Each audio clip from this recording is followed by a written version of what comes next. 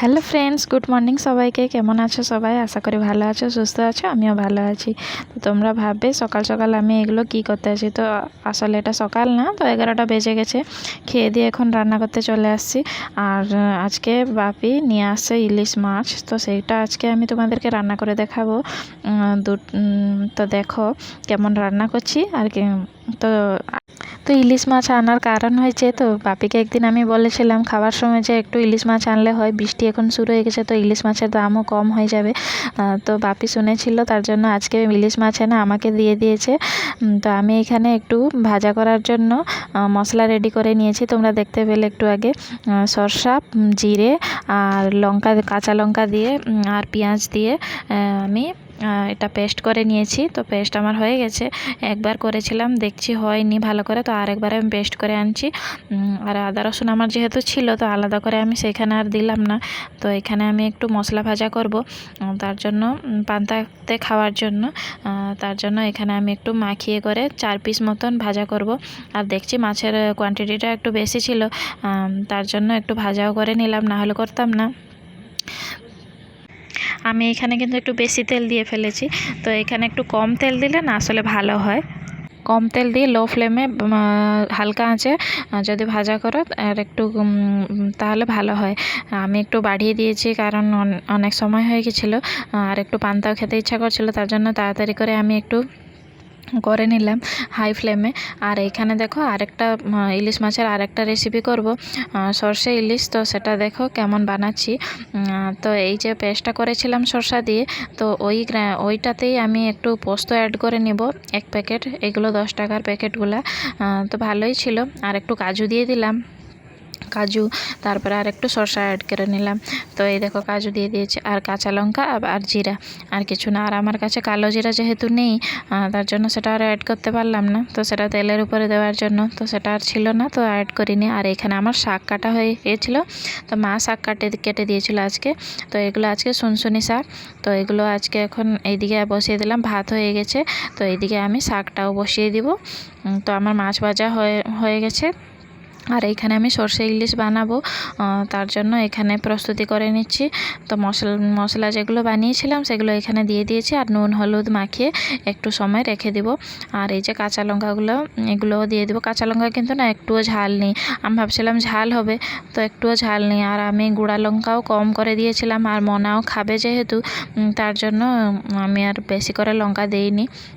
তো যখন খাই মানে পুরা কাঁচা লঙ্কার একদম ঝাল নেই, একটু ঝাল ঝাল হলে ভালো লাগে। আমাদের ঘরে সবাই ঝাল ঝাল খেতে পছন্দ করে, তার জন্য। আর একটু সরষে ইলিশ যেহেতু বানাবো, তো এই জন্য একটু সরষা তেলও অ্যাড করে নিই।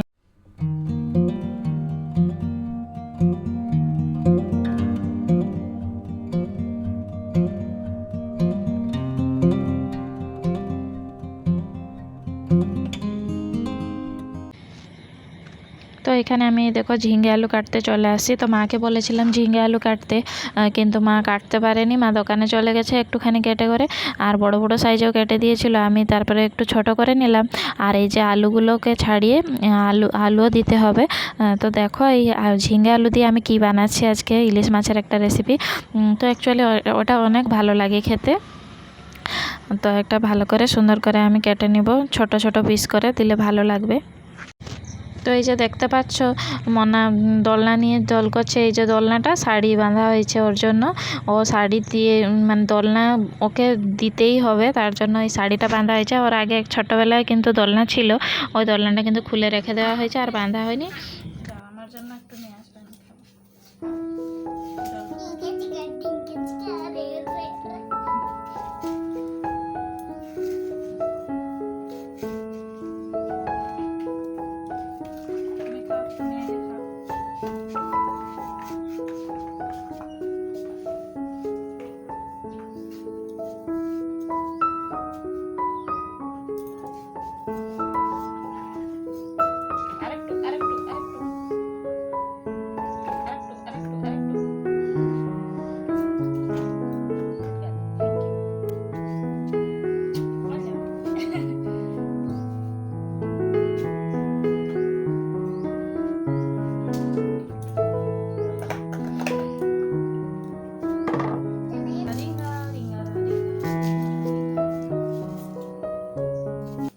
ও কখনো কিন্তু জল নিজের হাতে এনে খায় না, তার জন্য ওকে বলে দিতে হয় যে জল নিয়ে আসো, জল খাও। আমি খাই, আমি খেলে ওর খেতে একটু ইন্টারেস্ট হয়। আর এই আমি তাকে মাঝে মধ্যে একটু কাজে বলি, আমাকে হেল্প করে দেয় কাজ করা। বাচ্চাদেরকে একটু একটু মানে হেল্প করলে মাদেরকে ভালো, ওদের মানে একটু ইন্টারেস্ট হবে। একা একা থাকে তো ওই জন্য। আর এটা দেখো আমাকে জিজ্ঞেস করছে যে মা এটা দিয়ে কি হয়।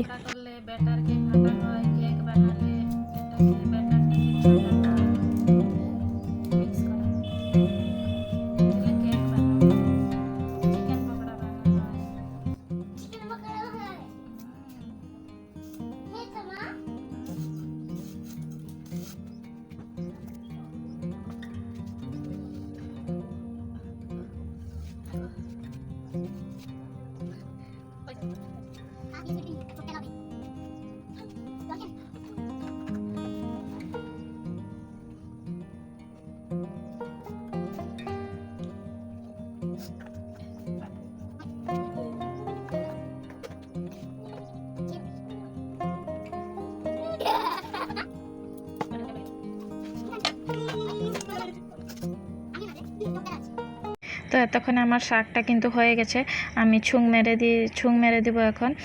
তো সিদ্ধ হয়ে গেছে। আর এইখানে দেখো আমি ঝিঙ্গে আলুটা যে কেটেছিলাম বললাম তোমাদেরকে, তো ওগুলো বানাবো। আসলে ওই যে মাছের তেলটা হয় না, ওটা খুব টেস্ট হয়। তোমরা কুঁদরি দিয়েও বানাতে পারো, কুঁদরি আলু দিয়ে, আর ঝিঙ্গে আলু দিয়েও ভালো লাগে। তো আমি আজকে ঝিঙ্গে আলু দিয়ে বানিয়ে দিলাম, কারণ ঝিঙ্গেগুলো ছিল অনেক দিন থাকলে আবার বুড়ো হয়ে যাবে, তার জন্য আমি ঝিঙ্গে আলু দিয়ে আজকে বানিয়ে নিব। তো প্রথমে আমি পেঁয়াজ দিয়ে দিলাম, তারপরে টমেটো, তারপর আদা রসুন দিয়ে দিলাম, তারপরে আমি লঙ্কা কিন্তু আমি এখনও দেইনি, কারণ মনা খাবে তো তার জন্য। আর এখানে দেখো আমরা খেতে চলে আসে, ও মানে তার বাবা খাচ্ছিল আর আমিও চলে আসলাম। আমার দেখে পান্তাকে খিদাও পেলো, তো মনাকেও একটু খাইয়ে দিব। ও কিন্তু ক্যামেরা দেখলে একদম খেতে চায় না, তো বাধ্য হয়ে আমি তাকে বসিয়ে দিয়েছি।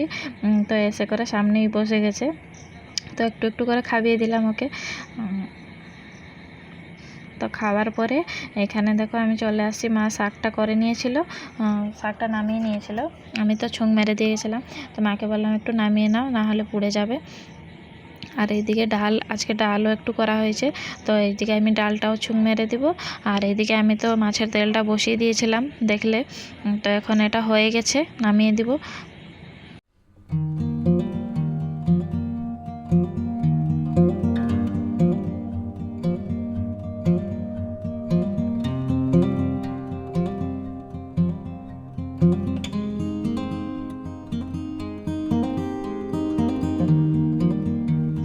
ডালটা আমার অলরেডি হয়ে গেছে। আর এইদিকে আমি মাছটা যে মাখিয়ে রাখছিলাম বেটার সঙ্গে, সর্ষে ইলিশ বানাবো বলে, সেটাকে একটু তেল গরম করে, আর আমি বলেছিলাম না কালো জিরা আমার নেই, তার জন্য একটু এমনি জিরা দিয়ে, সাদা জিরা দিয়ে এটা বসিয়ে দিলাম তেলের উপরে দিয়ে। তারপরে একটু জল দিয়ে ঢাকিয়ে দিয়েছি, পুরা লো ফ্লেমেই রান্না করব। আর ডালটা এদিকে আমার হয়ে গেছে। তারপরে ভাবলাম এগুলো সব উঠিয়ে পরিষ্কার করে নিই জায়গাটা। তারপরে আমার মনাকে স্নান করাতে হবে, আর একটু জল দিয়ে দিব। জলটাও একটু কম কম লাগছে, আর ঝোল খেতে সবাই পছন্দ করে, আমার কিন্তু অতটা ঝোল ভাল লাগে না। তো এই দেখো একটু উল্টিয়ে করে আরেক সাইডে আমি পাল্টে মেরে দিচ্ছি। তারপরে আমি এখানে আমার জল গরম দিয়ে দিয়েছি, মনাকে স্নান করিয়ে নিব, কারণ একটার পেরিয়ে গেছে, 1:30 বাজতে যায়, আর অনেকটাই লেট হয়ে গেছে, তার জন্য এটা বসিয়ে দিয়ে আমি ওকে স্নান করাতে নিয়ে যাব।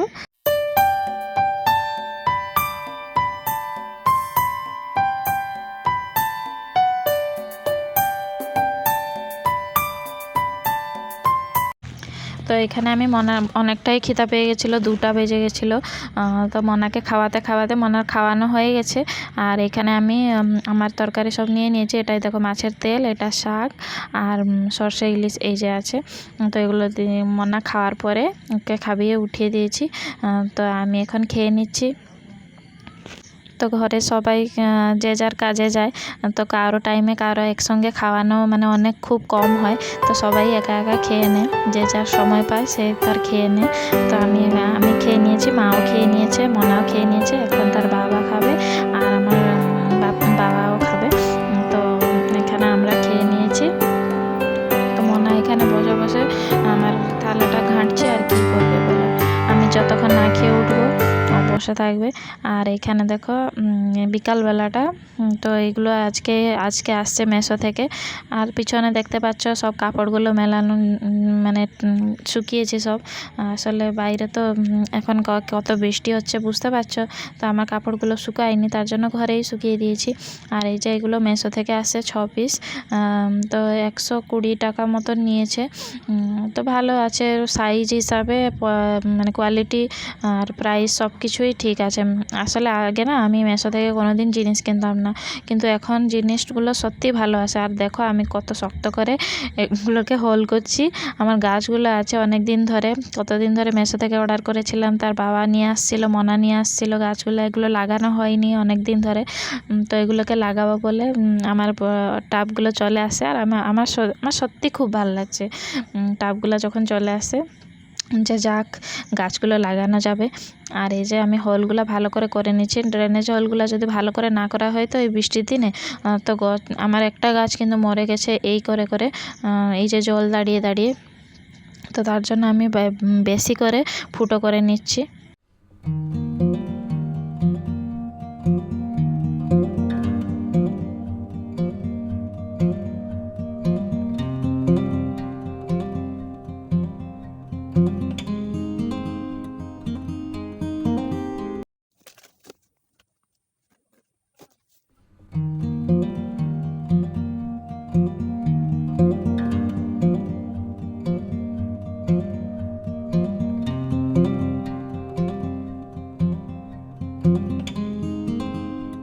তো এটা হচ্ছে তার পরের দিনের ভিডিও, কালকের ভিডিও আসলে। এটা আমি আমার সয়েল মিক্সচার বানিয়ে নিচ্ছি ভালো করে। তো এখানে আমি ডিএপি দিয়েছি, নিমখোল দিয়েছি, সাফ ফাঞ্জিসাইড দিয়েছি, কোকোপিট দিয়েছি।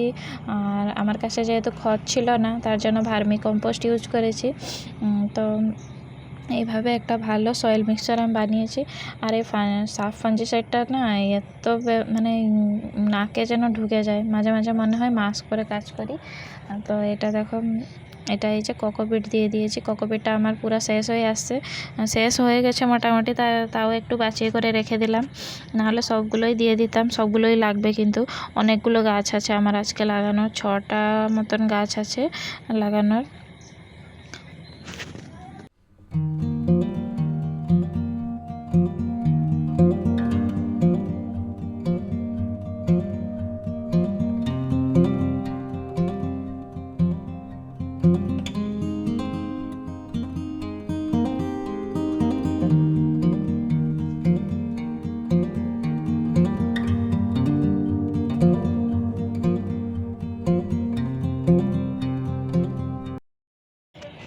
তো এই যে দেখতে পাচ্ছ একটু অ্যাপসম সল্টও দিয়ে দিলাম। তো এইগুলো দিয়ে ভালো করে মিক্স করে নেব। আর প্রচুর ঘাস জানো মাটি যেগুলো নিয়ে আসি এখন প্রচুর ঘাস। তো সবগুলো বেছে করে তো সম্ভব না, তাও যতটা আমার হাতে পড়ছে তো সবগুলো বেছে নিয়েছি আমি মোটামুটি। আর অনেকগুলো গাছ আমার জমা হয়ে আছে কিন্তু। তো এখানে মা বললো যে আমাকে বালতিটা দিয়ে দাও। তো আসলে এই জায়গাটাকে আমার মানে একটা নতুন একটা লুক দিব, তোমরা দেখবে। তো ওই জন্য বালি নিয়ে আসছে। তো এই যে বালিগুলো মাপা হবে, তো ওই জন্য বালতিটা নিয়ে গেল মা। আর এইখানে আমি এটা মাটিগুলোকে এই যে খোলা হাঁড়িটাতে, একটা ঝুড়িটাতে ঢেলে দিয়েছি। আর এখানে আমি সয়েলটাকে ভালো করে মিক্স করে নিচ্ছি।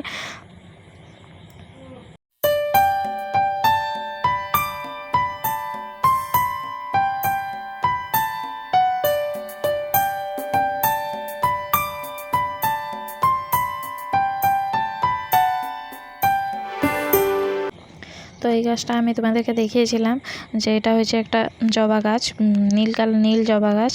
তো এটাও লাগিয়ে দিলাম। প্রচুর মাটিটা না এটাও মেশো থেকেই অর্ডার করেছিলাম এই দুটো গাছ। এটাও রেড কাকটাস একটা কি গাছ নামটা।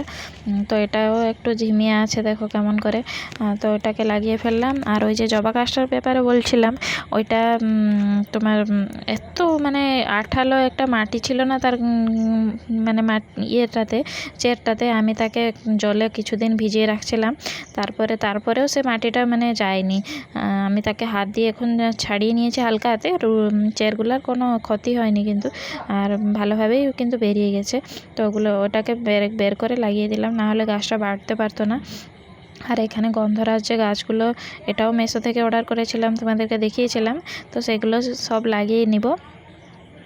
আর একটা যে তোমার গন্ধরাজ গাছে মানে এত ধানের কুঁড়া দিয়েছিল, পুরা পিঁপড়া হয়ে গেছিলো। আমি তাকে জলে রেখে তারপরে গাছটাকে লাগিয়েছি। তারপরে এই জায়গাটা না খুব মাটি পড়ে, মানে এখানে যে কাজ করছি গোটা নোংরা হয়ে গেছিলো। তার জন্য ভাবলাম টাবগুলোকেও উঠিয়ে, অনেকদিন পরিষ্কার করা হয়নি, বৃষ্টি তো সবসময়ই হচ্ছে, তো এগুলোকে উঠিয়ে পরিষ্কার করে নিয়েছি। তো এটা আমার জায়গাটা অনেক পরিষ্কার হয়ে গেছে, তো দেখতে একটু ভাল লাগছিলো। আর এই যে ক্যাকটাস গাছটাকে আমি ঘরে উঠিয়ে নিয়ে যাব, কারণ বৃষ্টি হচ্ছে, এত বৃষ্টি ওটা সহ্য করতে পারবে না, তার জন্য। তো আজকের ভিডিওটা আমি এখানে শেষ করলাম। দেখা হবে নেক্সট ব্লগে। টাটা, বাই বাই, সবাই ভালো থাকবেন।